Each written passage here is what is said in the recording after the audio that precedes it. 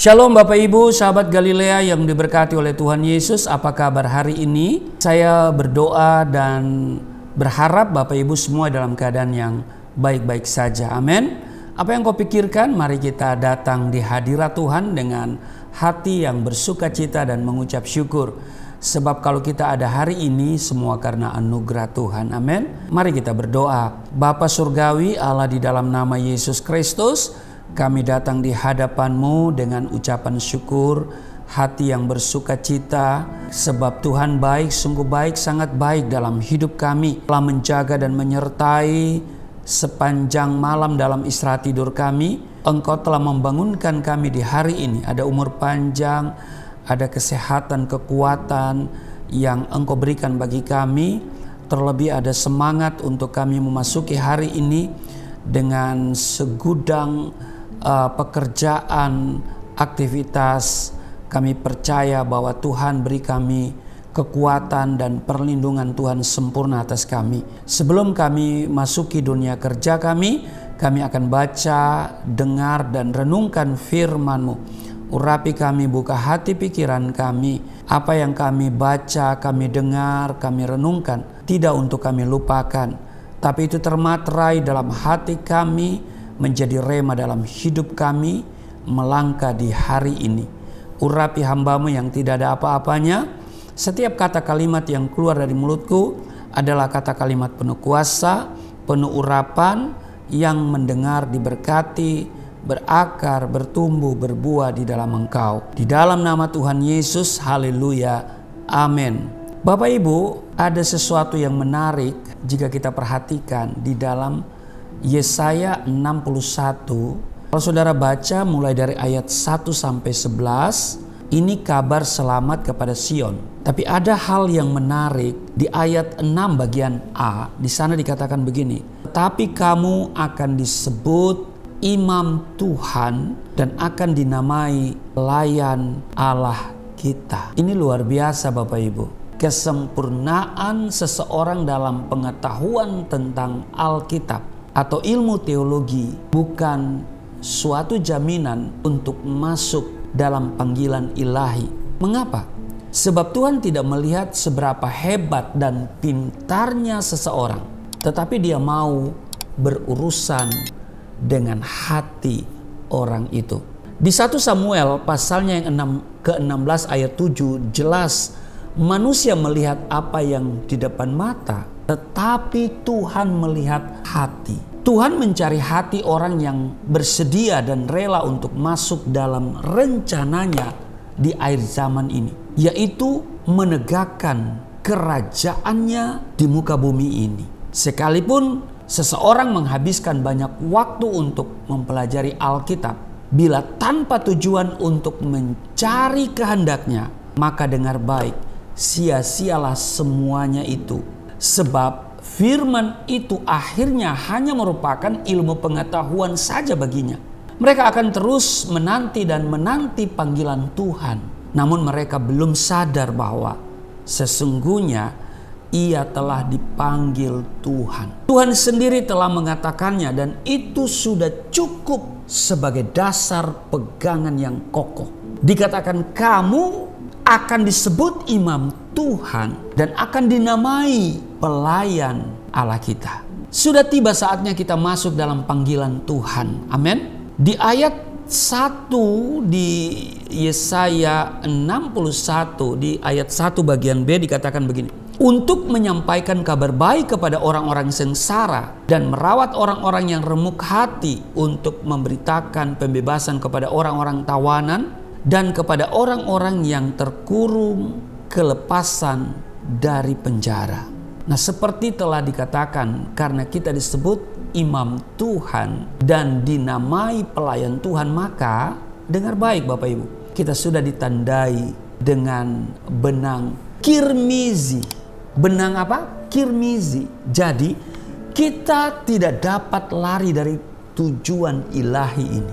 Dalam Alkitab dinyatakan bahwa ada 3 warna benang yang harus dipintal menjadi satu untuk membuat tirai pemisah antara tempat kudus dan tempat maha kudus. Kalau kita baca di Keluaran pasalnya yang ke-26 ayat 31, haruslah kau buat tabir dari kain ungu tua dan kain ungu muda, kain kirmizi dan lenan halus yang dipintal benangnya.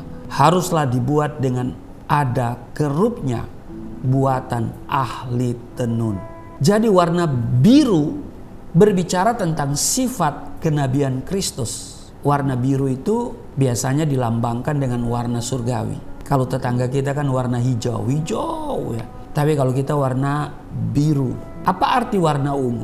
Warna ungu berbicara tentang segala sesuatu yang bersifat kerajaan. Jadi ungu itu bicara soal kemuliaan. Dan kirmizi itu warnanya apa? Merah. Ini menyatakan tentang pelayanan imam Tuhan. Jadi kita yang dahulu bukan umat Tuhan, sekarang telah dipilih untuk menjadi umat pilihannya karena darah Kristus. Amin. Maka itu Bapak Ibu yang kekasih, sadarlah bahwa saudara dan saya adalah imam-imam Tuhan dan dinamai pelayan Allah kita. Sadarlah itu. Supaya kemanapun kita pergi dan berada, kita ini imamnya Tuhan. Amin. Kita ini pelayannya Tuhan. Maka kita tidak sembarangan dalam soal bergaul, berbicara, bertindak. Karena harus selalu dalam koridor Roh Kudus, Roh kebenaran. Amin.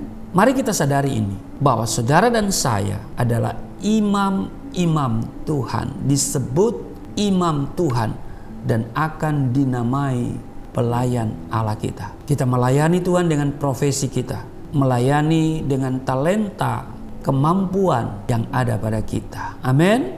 Selamat melayani Tuhan dalam seluruh tugas dan kerja kita hari ini. Tuhan Yesus memberkati. Mari kita berdoa. Terima kasih Tuhan, Kau mengingatkan kami melalui firman-Mu hari ini bahwa kami adalah imam dan pelayan Tuhan. Kami sadar bahwa ini tanggung jawab.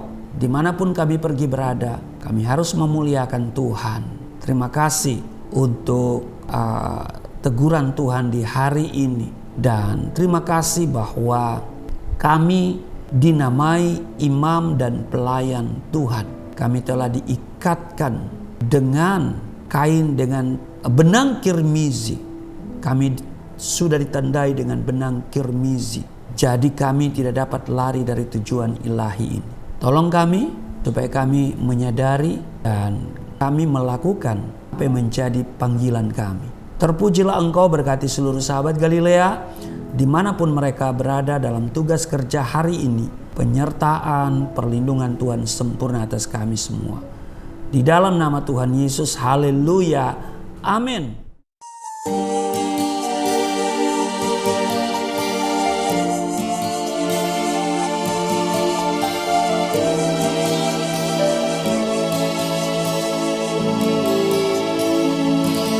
Bapa kami yang di surga, dimuliakanlah nama-Mu.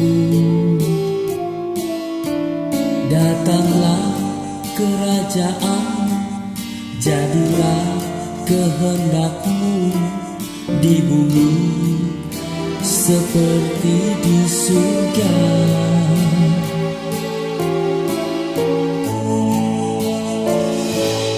Berikanlah kepada kami makanan yang secukupnya. Ampunilah dosa kami seperti kami mengampuni orang yang bersalah pada kami.